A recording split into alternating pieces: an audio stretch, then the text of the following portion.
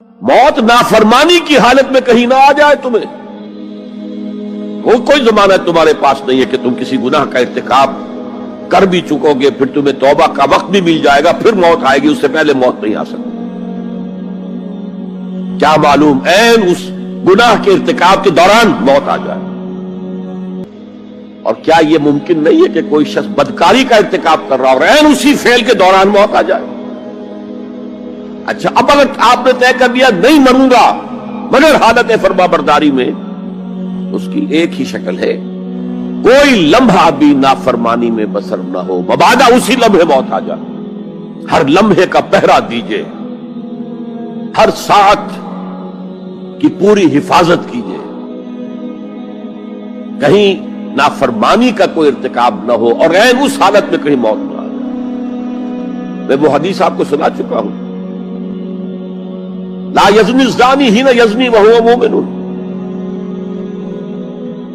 کوئی زانی حالت ایمان میں زنا نہیں کرتا، جب وہ زنا کر رہا ہوتا ایمان اس کے دل سے نکل کر اوپر سر پر منڈلاتا رہتا۔ کوئی چور حالت ایمان میں چوری نہیں کرتا، ولا یسرق السارق حین یسرق وہو مومن۔ کوئی شرابی حالت ایمان میں شراب نہیں پی سکتا، ولا یشرب الخمر حین یشرب وہو مومن۔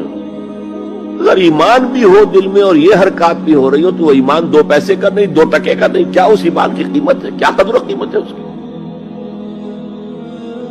اب اگر عین اسی حالت کے اندر موت آ گئی تو یہ تو خلو ایمان ہے، ایمان کا خالی ہو جانا ہے۔ یہ ہے وہ بات جو کہی گئی۔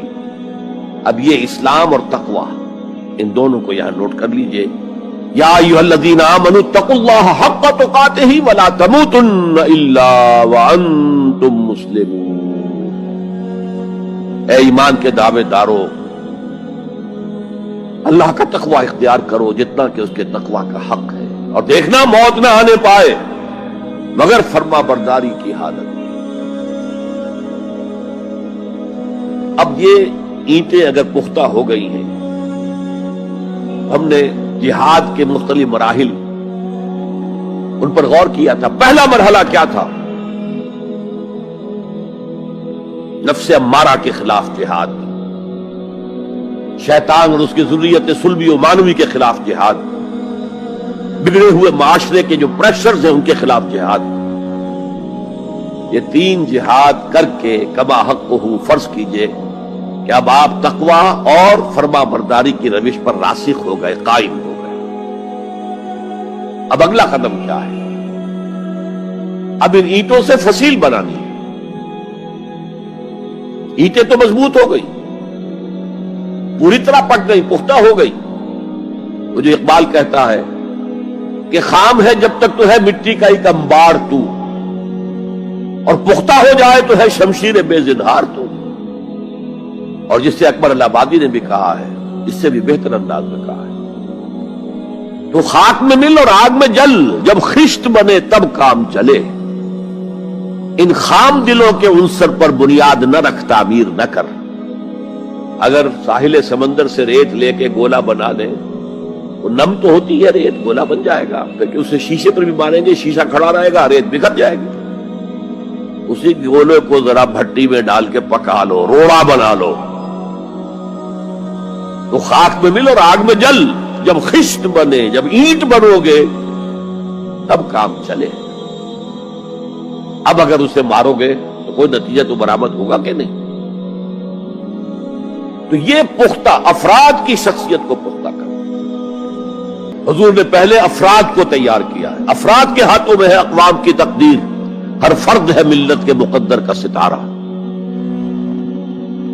اور ہر حیث اجتماعی یا کوئی تنظیم ہو، کوئی جماعت ہو جو اسلام کی سربلندی کے لیے کام کرنا چاہیے، اسے سب سے پہلے پختہ کردار والے افراد تیار کرنے ہوں گے۔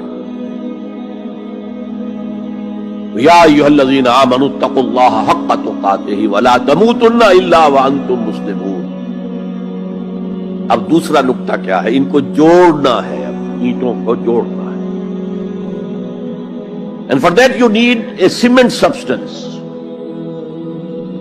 پچھلے زمانے میں چونا وغیرہ ہوتا تھا، چونے سے جوڑا جاتا تھا، آج کل سیمنٹ ہے۔ اگر یہ سیمنٹ سبسٹنس مضبوط ہے تو یہ فصیل اور دیوار مضبوط ہے. اگر یہ نہیں ہے تو چاہے اینٹیں پختہ ہو تب بھی سیلاب کا ریلا آئے گا، بہا کے لے جائے گا. اینٹوں کی پختگی کے ساتھ ساتھ ان کو جوڑنے والا مورٹر جو ہے اس کو بھی مضبوط ہونا چاہیے. اس لیے دوسرا نقطہ یہ 3 نکاتی لائحہ عمل، 3 نکاتی لائحہ عمل. پہلا تقوی اختیار کرو اور اللہ تعالیٰ کی پوری فرما برداری اختیار کرو.